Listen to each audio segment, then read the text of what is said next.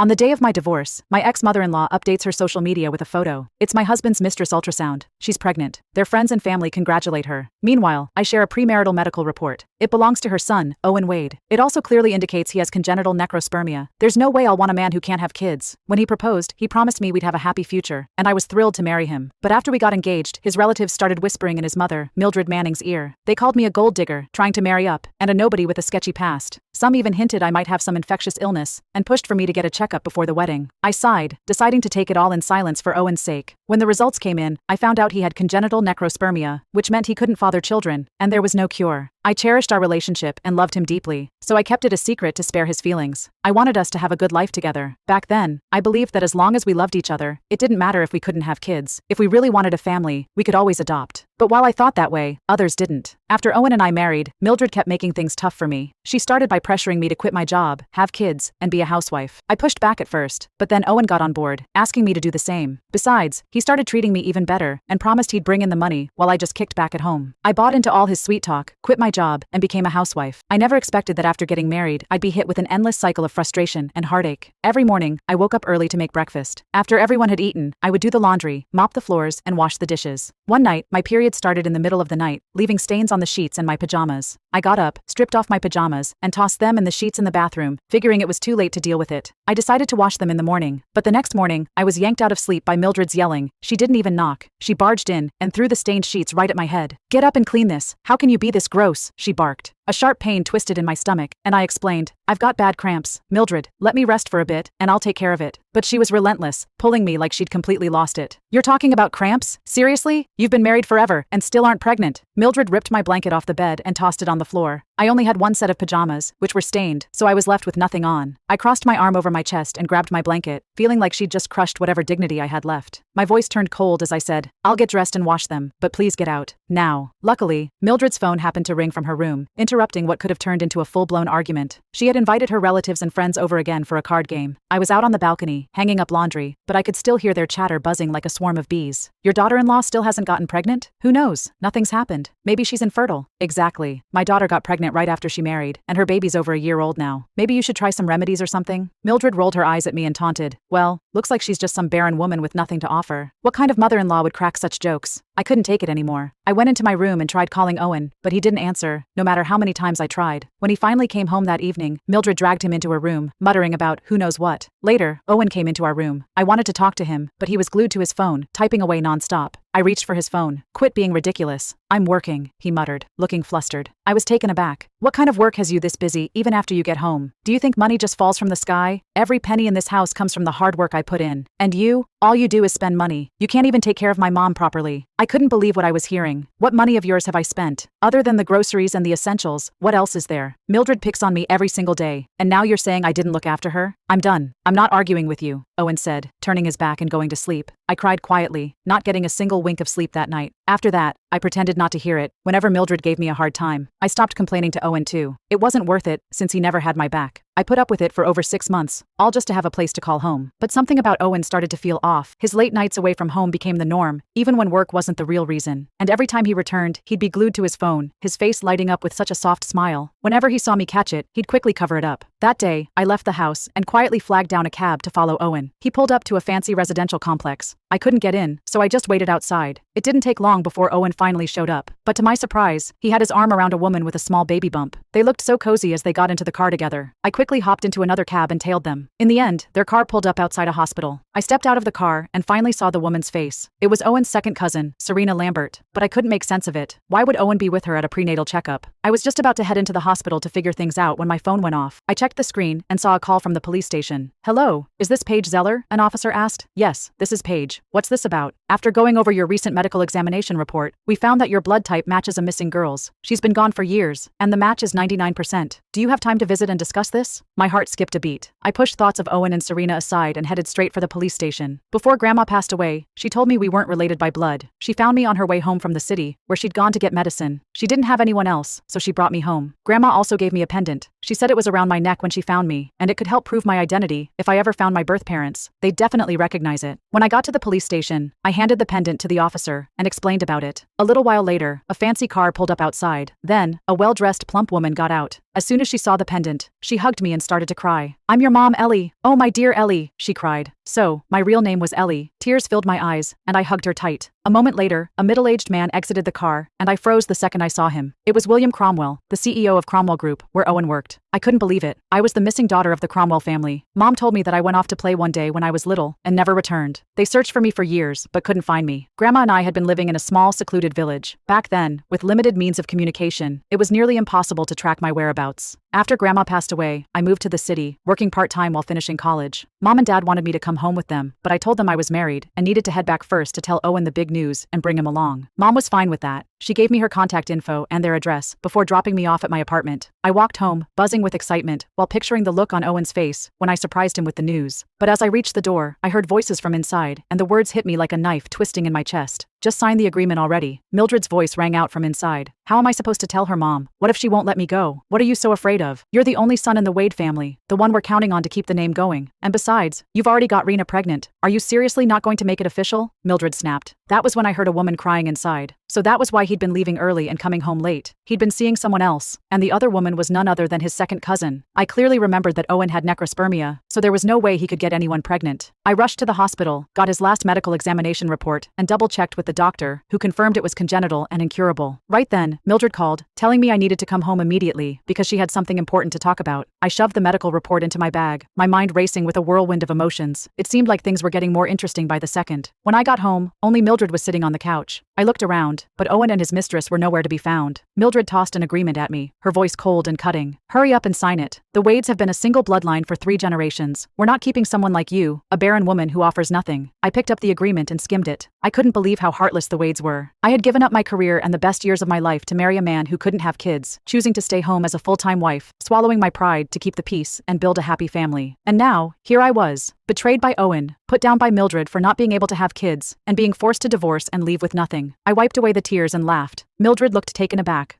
Why are you laughing?"